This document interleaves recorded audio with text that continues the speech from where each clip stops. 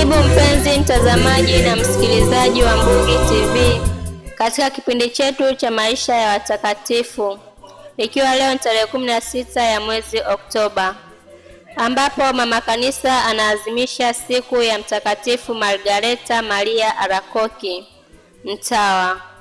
Karibu tuweze kusikiliza historia yake.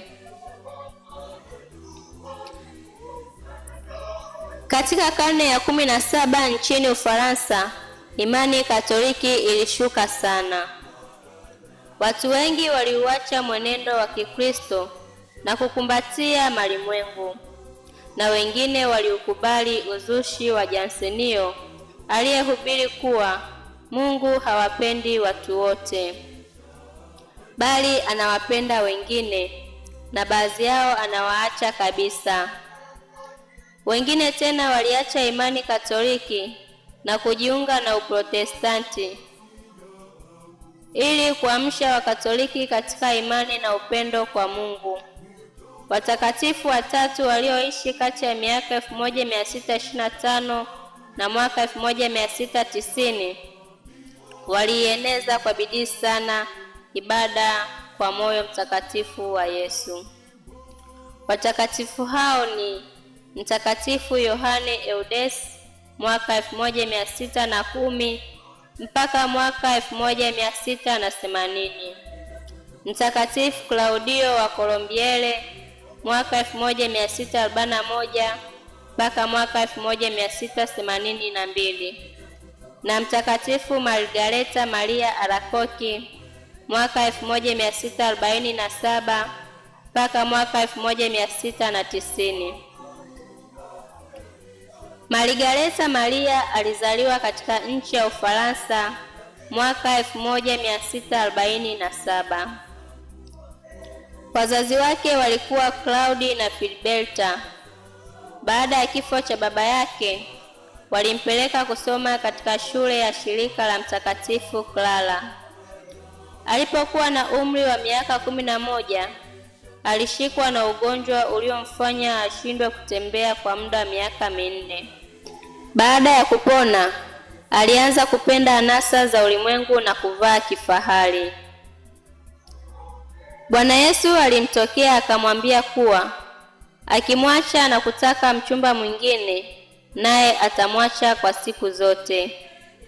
Margareta alisikiliza mashauri ya Yesu, na alipokuwa na umri wa miaka 22, aliingia katika shirika la masista wa maonano kule Palais Le Monio, Ufaransa.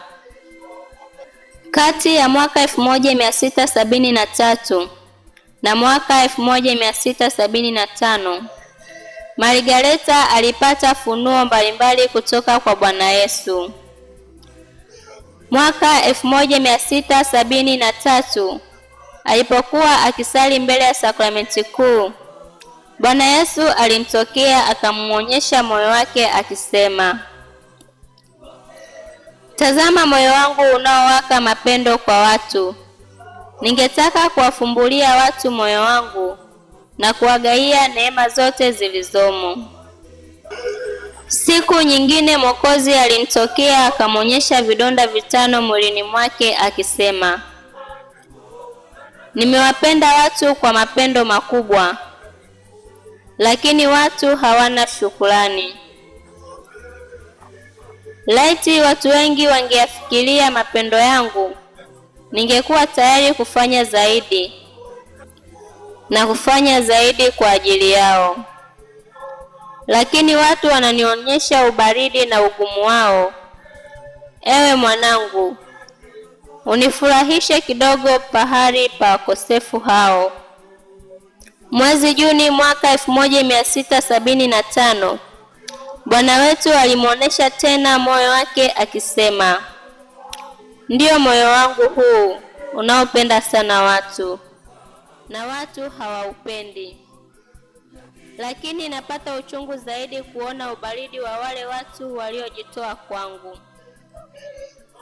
Nataka siku ya Ijumaa ya kwanza ifuatayo baada ya siku 8 ya sikukuu ya sakramenti takatifu iwe ni sikukuu ya kuheshimu moyo wangu.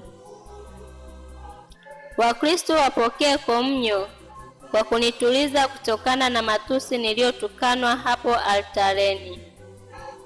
Nitazibariki nyumba zote ilimowekwa kwa heshima sanamu ya moyo wangu. Mwishowe alimwambia Margareta awaambie watawa wenzake kuwa atateseka kwa ajili ya maondoleo ya dhambi za watu, na shetani atamweka katika majaribu makali, na wakati wa majaribu haya masista wamnyunyizie maji ya baraka kumfukuza shetani.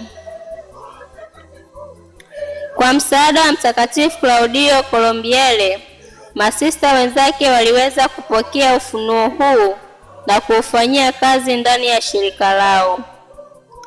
Margareta alifanya kazi kwa bidii kueneza popote ibada ya moyo mtakatifu wa Yesu, na sasa imeenea karibu katika nchi zote ulimwenguni.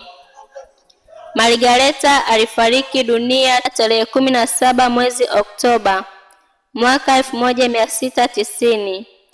Alitangazwa kuwa mtakatifu tarehe 19 mwezi Mei mwaka 1920 na Papa Benedikti wa 15. Tuungane na Mtakatifu Vincent wa Paulo katika tafakari yake inayosema: tunapaswa kila wakati kujiachilia kabisa kwa Mungu, tukiwa na imani thabiti kwamba mabadiliko yote ya kiroho yanatokea tu tunapojikabidhi kwa mapenzi ya Mungu. Hiyo ndiyo historia ya mtakatifu wetu wa leo. Tumsifu Yesu Kristo.